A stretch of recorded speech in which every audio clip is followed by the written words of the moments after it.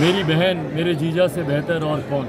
कोई और यहाँ पर होता तो संभवतः उनसे मेरा रिश्ता मेरे पार्टी के सांसद राष्ट्रीय अध्यक्ष का होता, पर अब जब मेरे घर के परिवार के सदस्य हैं तो मेरी भी भूमिका वैसी की वैसी ही रहेगी। नमस्कार, दर्श न्यूज देख रहे हैं आप और मैं हूं आपके साथ दक्षा प्रिया। आगामी लोकसभा चुनाव में अब ज्यादा वक्त नहीं है और इसको लेकर के एनडीए में जहां सीट शेयरिंग का फॉर्मूला तय हुआ, जिसके बाद बीजेपी और जेडीयू के तरफ से कैंडिडेट्स की लिस्ट जारी कर दी गई। लेकिन एनडीए में ही घटक दल लोक जनशक्ति पार्टी रामविलास, जो कि चिराग पासवान की पार्टी है, उसमें अभी तक जो कैंडिडेट्स हैं उनका ऐलान नहीं किया गया है। हालांकि 2 सीटों की अगर बात करें तो 2 सीटों पर कैंडिडेट्स कौन होंगे इसकी घोषणा कर दी गई है। मेरी बहन मेरे जीजा से बेहतर और कौन। कोई और यहाँ पर होता तो संभवतः उनसे मेरा रिश्ता मेरे पार्टी के सांसद राष्ट्रीय अध्यक्ष का होता, पर अब जब मेरे घर के परिवार के सदस्य हैं तो मेरी भी भूमिका वैसी की वैसी ही रहेगी जो भूमिका अभी तक चिराग पासवान की थी।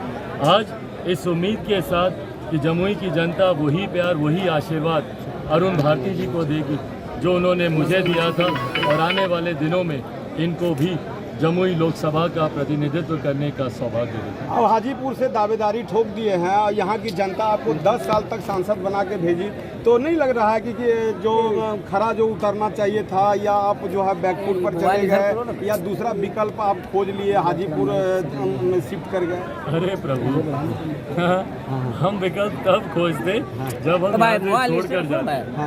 आज भी देख लीजिए, सबसे पहले हम आए हैं यहाँ पर, जमुई हम आए हैं और अपने परिवार की। अब बताइए, हमारी बहन से ज़्यादा सगा और कौन? पिता के हम ही 2 अंग हैं ना, उनसे और हमसे सगा और कौन? हमारे जीजा जी को यहाँ पे लाने का मकसद यही है, क्योंकि कुछ लोग इस बात का भ्रम फैलाते थे कि चिराग चले जाएंगे, नहीं आएंगे, जमुई को छोड़ देंगे। जमुई में जो कार्य मैंने किए हैं, जिनमें से कई पूरे हुए हैं, केंद्रीय विद्यालय वगैरह तमाम कार्य, बट मेडिकल कॉलेज वगैरह जो है जिन पे निर्माण कार्य अभी चल ही रहा है, या रेलवे की 3000 करोड़ की जो परियोजना है, और ये सब उन कार्यों को और बाकी और परियोजनाओं को मजबूती से हम लोग यहाँ पर लेकर आए। ऐसे में मेरी सक्रिय भूमिका उतनी ही रहे, इसीलिए हमारे जीजा जी अरुण भारती जी यहाँ पर आए हैं, और चिराग पासवान को आप उसी भूमिका में पाए। मेरे पिता ने 2014 में कहा था कि जमुई को 2-2 सांसद मिलने चाहिए, उस वक्त वो और हम उस भूमिका में थे। आज पुनः 2-2 सांसद वाली भूमिका में है, जिसमें हम और जनता के आशीर्वाद से अरुण भारती जी जब सांसद बनेंगे तो ये 2 सांसद पुनः जमुई को मिलेंगे। भाजपा और जदयू जो है अपना से सीट क्लियर कर दिया है और प्रत्याशी की भी घोषणा कर दिया है, तो आप अभी तक 5 प्रत्याशी का घोषणा क्यों नहीं कर पाए हैं? हो जाएगा भाई। जहां तक अगर बात करें चिराग पासवान की, तो वो खुद हाजीपुर की सीट से लड़ेंगे, जो हॉट सीट बताई जा रही थी, और कहा जा रहा था कि चाचा को मिलेगी या भतीजे को। तो 5 सीटें चिराग पासवान के खाते में गई। अब दूसरी सीट, और चिराग पासवान की अभी वर्तमान सिटिंग सीट की अगर बात करें जमुई, तो जमुई से उनकी जीजा जी अरुण भारती कैंडिडेट बने हैं। और ऐसे में अब 3 सीटों पर कौन कौन से कैंडिडेट्स होंगे, इसको लेकर के चर्चा काफी ज्यादा तेज है। 3 सीट जो कि वैशाली है, खगड़िया है और तो और समस्तीपुर है, और ये तीनों सीट को लेकर संशय बना हुआ है कि आखिर कहां से कौन प्रत्याशी चुनाव लड़ने वाला है। ऐसे में चर्चा वीणा देवी की भी हो रही है, जो कि अभी वर्तमान में वैशाली की सांसद है, उन्हें एक बार फिर से टिकट मिल सकता है। लेकिन कहा यह भी जा रहा है कि जिस तरीके से वीणा देवी चाचा पशुपति पारस के साथ चली गई थी, लेकिन फिलहाल कुछ दिनों से चिराग पासवान के ही इर्द गिर्द नजर आ रही है, ऐसे में उनको टिकट मिलना तय लग रहा है। और अगर बात करें महबूब अली कैसर की, तो चौधरी महबूब अली कैसर को टिकट मिलता है या नहीं, ये तो देखने वाली बात होगी। लेकिन अब खगड़िया से एक और नाम की चर्चा हो रही है, और वो नाम है राजेश गुप्ता। जी हाँ, राजेश गुप्ता को टिकट मिल सकता है। और इसके अलावा अगर समस्तीपुर सीट की बात करें, तो समस्तीपुर से अशोक चौधरी की बेटी शांभवी चौधरी, जी हाँ, बिहार सरकार में मंत्री अशोक चौधरी और सीएम नीतीश कुमार के बेहद खास है। अब ऐसे में कहा यह भी जा रहा है कि चिराग पासवान कहीं ना कहीं सीएम नीतीश कुमार को खुश करना चाहते हैं। आपस का जो मतभेद है, आपस की जो दूरियां हैं, उसे मिटाने की कहीं ना कहीं कोशिश है और इसी को लेकर के ये चर्चा हो रही है, क्योंकि शांभवी चौधरी अशोक चौधरी की बेटी हैं और अशोक चौधरी बेहद खास माने जाते हैं सीएम नीतीश कुमार के।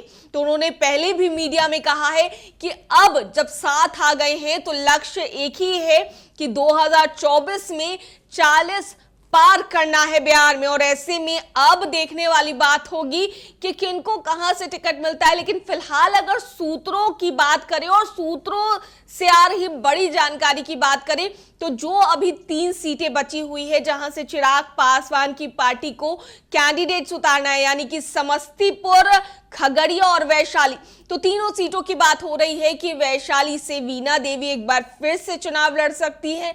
वहीं खगड़िया की अगर बात करें तो चौधरी महबूब अली कैसर को इस बार टिकट ना दे करके राजेश गुप्ता का नाम सामने आ रहा है।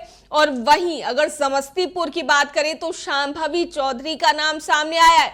अब ऐसे में यह भी देखने वाली बात होगी कि चौधरी महबूब अली कैसर जिस तरीके से पिछले दिनों भी चिराग पासवान के घर पर पहुंचे और लगातार आप देखेंगे कि हाजीपुर में भी वो उनके साथ दिखे, होली के मौके पर भी चिराग पासवान के आसपास ही चौधरी महबूब अली कैसर दिखे और अपने समर्थकों को भी वो चिराग पासवान के घर पर लेकर आए थे। और उनके समर्थकों का भी दावा था कि उनसे ज्यादा काम खगड़िया में किसी ने नहीं किया। ऐसे में टिकट पाने के लिए और वो वहां से टिकट चाहते हैं, इसके लिए वो लगातार मुलाकात कर रहे हैं, कोशिश में लगे हैं। लेकिन अब देखने वाली बात होगी कि पिछले बार जिस तरीके से चुनाव हुआ था 2019 की अगर बात करें तो चौधरी महबूब अली कैसर का टिकट भी कटता हुआ नजर आ रहा था। लेकिन जो चर्चा हुई, जिसके आधार पर ये बातें सामने आई, वो ये है कि सीएम नीतीश कुमार की सिफारिश पर एक बार फिर से चौधरी महबूब अली कैसर को